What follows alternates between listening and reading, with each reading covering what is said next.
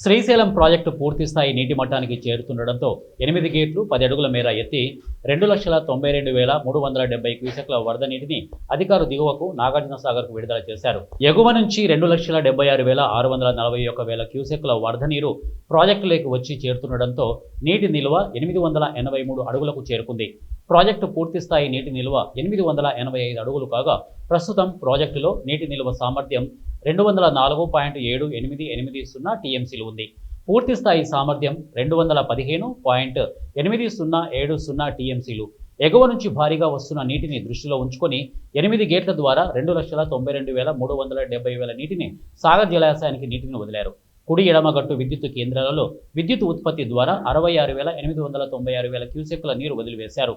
గత ఏడాది పోల్చితే ఈ ఏడాది శ్రీశైలానికి వరద నీరు జూలై నెలలో పూర్తి స్థాయికి చేరుకోవడం, నీటిని దిగువకు వదిలివేయడం విశేషం. ఇక డ్యాం గేట్లు ఎత్తడంతో డ్యాం వద్ద సందర్శకుల కోలాహలం నెలకొంది.